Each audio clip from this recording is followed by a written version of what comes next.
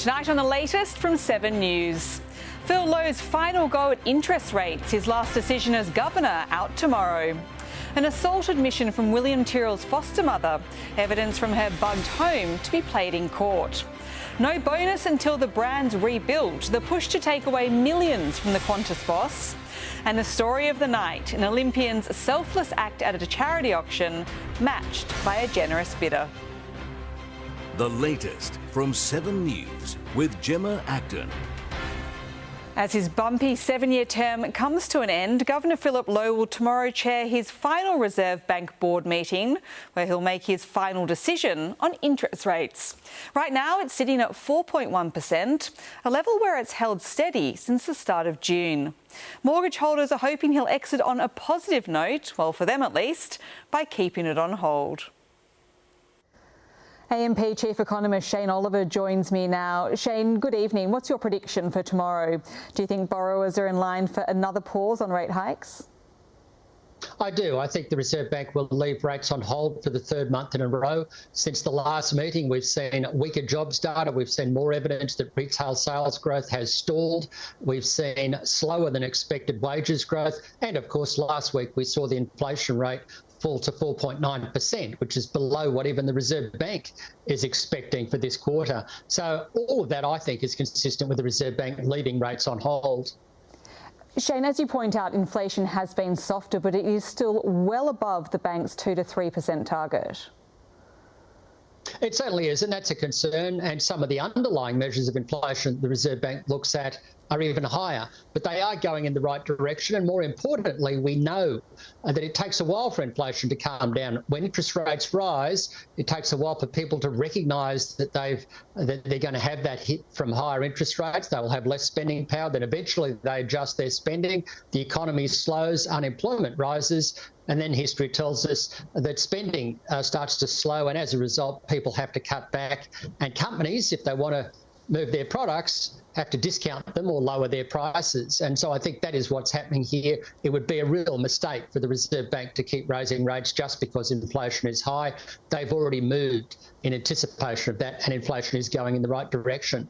Let's talk a little bit about what we're seeing in terms of what you were just saying. So there's a CanStar survey which recently found 28% of borrowers, so more than a quarter, are already living beyond their means. So even with no change to rates for the last couple of meetings, do you think we are likely to see increasing signs of households struggling from here? I think we certainly will. It takes a while for those rate hikes to flow through.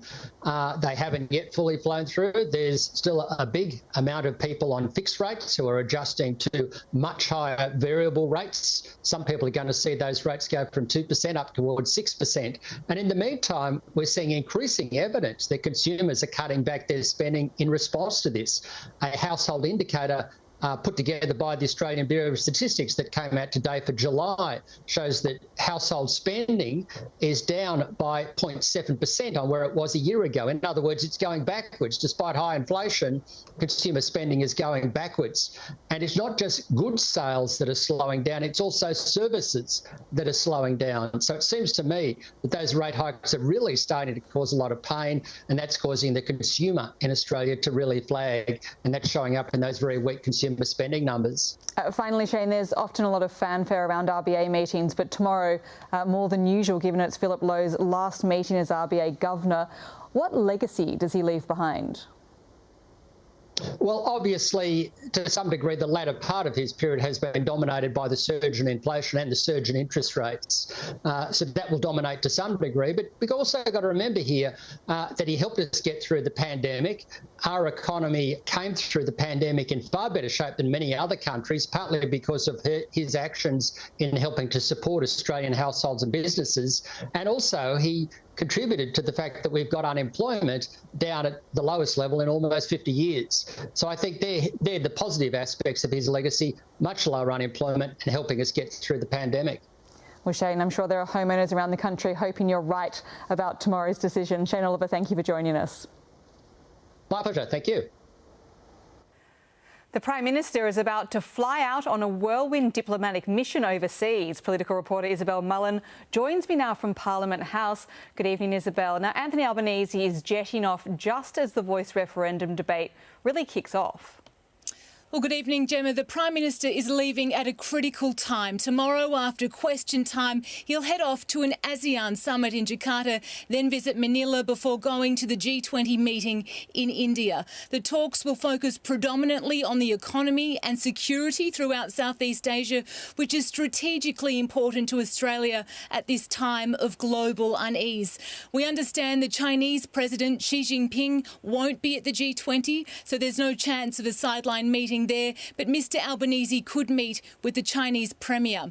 We also understand US President Joe Biden will attend the G20, but not the ASEAN summit. Kamala Harris will be there in his place. The US Vice President, will have a tough job on her hands trying to remove doubts about US commitment to the region created by Joe Biden's absence. It is a difficult time for Mr Albanese to be leaving as the No campaign gathers momentum. According to Newspoll, the number of people behind the No vote is up 53%. It will be a big trip for Mr Albanese, who is taking his partner Jodie Hayden with him. We are expecting a major announcement from the Prime Minister on day one of the ASEAN summit. Gemma. We'll be watching. Isabel Mullen, thank you. Tonight, the Qantas board is being urged to take away bonuses from CEO Alan Joyce and other senior executives. The Shareholders Association says if it's serious about rebuilding its reputation and the share price, it'll reconsider those payments. The national carrier admitted it does have work to do after the competition watchdog launched an investigation into claims it sold tickets for cancelled flights. Claims of a sweetheart deal were shot down by the government. Labor questioned in Parliament about why it shielded the airline from extra competition by blocking extra Qatar Airways flights. A 9-week-long class action over a common weed killer is before the federal court tonight. Lawyers claim at least 800 Australians who regularly used Roundup have developed non-Hodgkin's lymphoma. Maurice Blackburn says there's evidence the product caused the disease. The manufacturers reject the allegations. Straight to Angelique Opie in Sydney, where it's going to be a long week in the courts for William Tyrrell's foster parents. Angelique, good evening. A guilty plea from the foster mother regarding an assault on another child in her care. And this is just the start.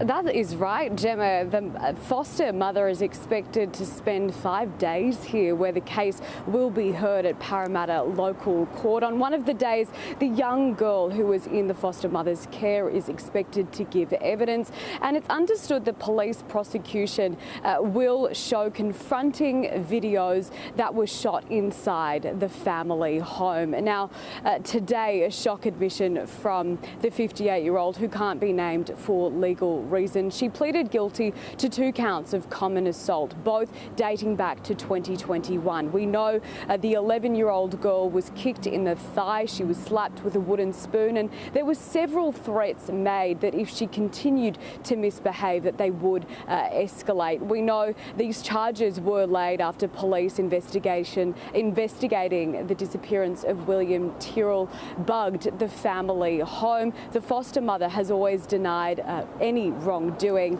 and maintained she had nothing to do with the disappearance of the young boy. Gemma. Angelique Opie in Sydney, thank you. Next to Bethan Yeoman in Melbourne, where a 14-year-old boy is critically hurt tonight after being abducted. Bethan, what happened to him?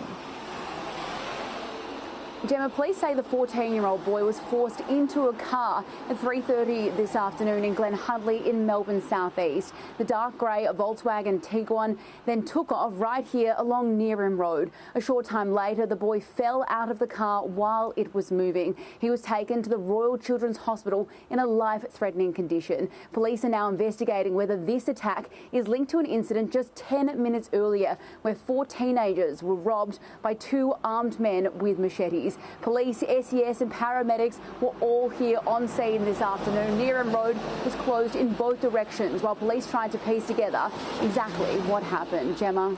Bethan Yeoman in Melbourne, thank you. Tonight, a cry for justice from the mother who lost her daughter and son in a car crash in southwest Sydney. 24-year-old Alina and 15-year-old Ernesto died when a Mercedes crossed onto the wrong side of the road and straight into their vehicle. Angelina Kaufman says she wants the alleged driver, Johnson Kokosian, and his accomplices, who all bolted from the scene, to suffer. 2 teenage cousins are dead tonight and 3 of their loved ones are seriously hurt in hospital after a dirt bike crash west of Melbourne. An 18-year-old girl and 17-year-old boy were killed in the head-on accident at a birthday party. Police say the unregistered bikes were being driven on a dark road with no streetlights and the headlights weren't on either. It's unclear whether anyone was wearing a helmet. The family isn't cooperating. A boy is tonight sedated in hospital and on a ventilator after being hit by a car on the Sunshine Coast, an alleged drunk driver behind the wheel. The 12-year-old and his friend were riding scooters when he was struck. Family says they're taking it minute by minute, refusing to leave his bedside. The 27-year-old man, police say is responsible, is in court next month. A forecast that has firefighters ready to react tonight in southeast Queensland. Dry lightning strikes are expected to roll in later this week, with aerial units on standby right now in the danger zones.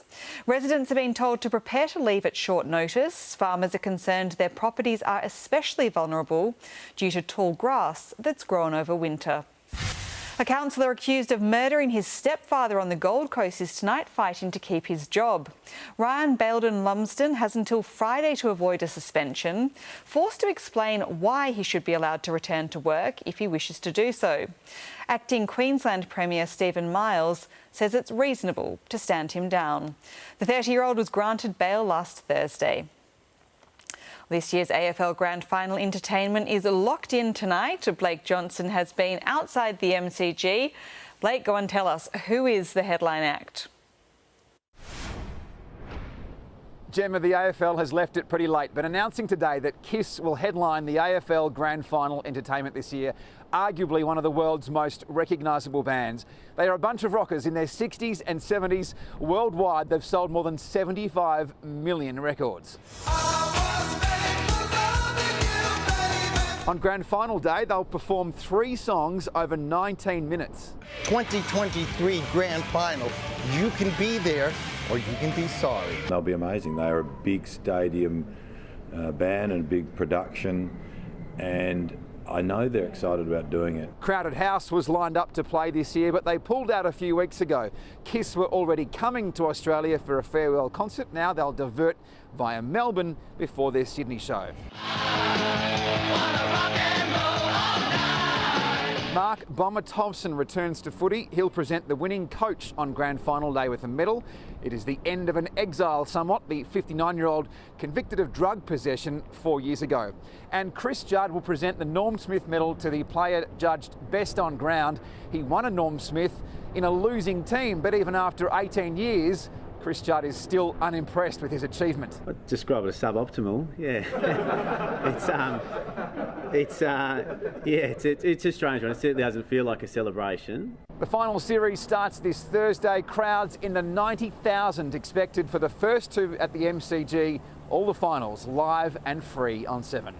Not long to wait now, Blake. Thank you. Well, the theme of the night was selflessness, a cancer charity event where an Olympian was ready to auction off a precious gold medal. What the winner did next, shortly after bidding a small fortune, is just as heartwarming. That story next on The Latest from 7 News.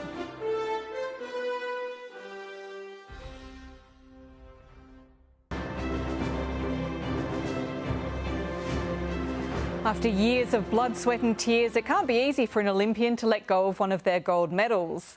That's what champion swimmer Petria Thomas was planning to do over the weekend, though.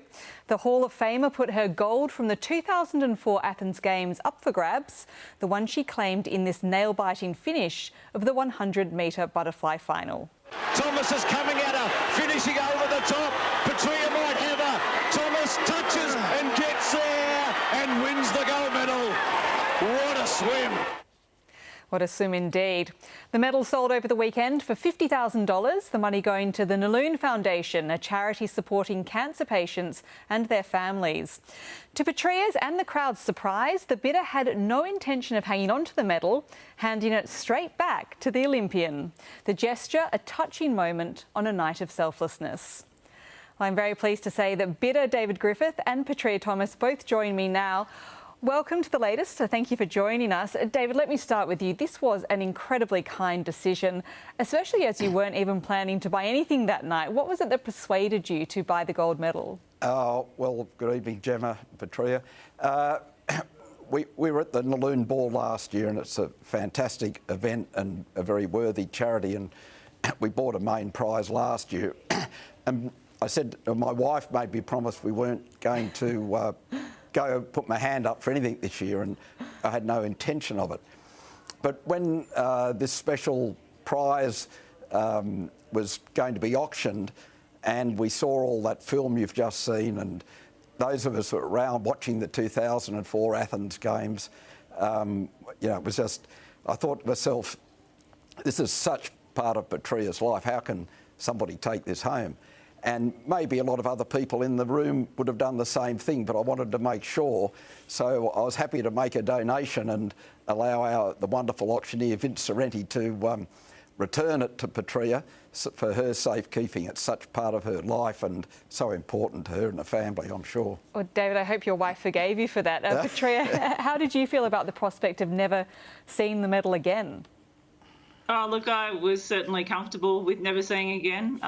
You know, I've been a long-time supporter of the Naloon Foundation, and it's a wonderful charity. And, you know, I just wanted to do my part to help with their fundraising. And they've raised, I think it's an incredible $50 million over the last 22 years or so. And it's just incredible. There's no paid staff, there's no overheads. Every cent raised goes to charity and to support people living with cancer. So that was my something little that I could do to contribute. So you'd managed to make your peace with it before you made that decision to put it up for auction. Nonetheless, when the very generous act came through, what did you feel?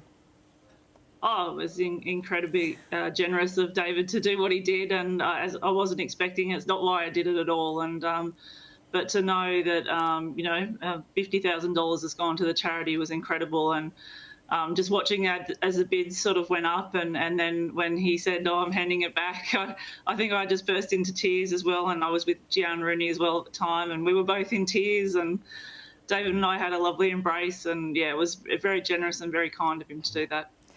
Now, David, we hear lots of terrible stories in our community. We also hear ones like this that really uplift all our spirits. Where does this generous spirit of yours come from? Oh, I'm not quite sure, Gemma. I'm sure lots of people would have done the same thing. You know, we've been fortunate in life, I guess you could say, and so, you know, we're only too happy to support great things like the Naloon Foundation.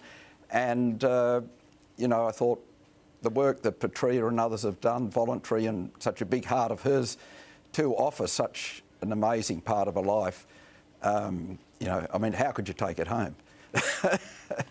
Do you remember when you watched Petrea win that gold medal the original time, not in the video you saw at the auction the other night? Oh, yes. Well, we're all glued to the set right through that Athens Olympics. And, of course, it's all the Golden Girls who have carried Australia for so long in the swimming. So that was, to me, you know, all of them did a most fantastic thing for Australia. And we're only too happy to, you know, see them continue on and the work they've done afterwards, which I think is a tribute to all those female swimmers and other Olympians as well. And Petrea, how do you feel looking at those pictures that were a couple of decades ago now, but I'm sure engraved very firmly in your memory? Yeah, look, it's always wonderful to look back at those sort of treasured moments, I guess. And yeah, it does seem like a lifetime ago now, but you know, I sort of actually look back on it and go, well, I actually used to be half decent at something, you know, all those years ago. So it's lovely to see. Let me just ask both of you, what would you like people to take away from this situation? It's nice to get a bit more publicity for the Naloon Foundation. Not many people know of it, but if you think of the people that were there on the evening, the room was just full of goodwill and the support for the foundation was incredible. And, you know, when we talk to people about Naloon, and I'm only a newcomer to Naloon, you know, and people realise the great work it does, and it's just growing in support every year. Yeah, I think for me, you know, it's just seeing the goodwill in the room, as David was saying. It's a wonderful event, and the charity just does the most amazing, selfless work. They've got an amazing band of helpers that contribute to that, and just you know, there's a lot of you know, bad stuff that goes on in the world these days, and it's nice to be reminded that there is some wonderful people still out there, and you know, that people, by their generosity and kindness, can make a real difference. There's no doubt both of you contributed to the goodwill in the room the other night. David and Petrea, thanks so much for joining us. Thank you.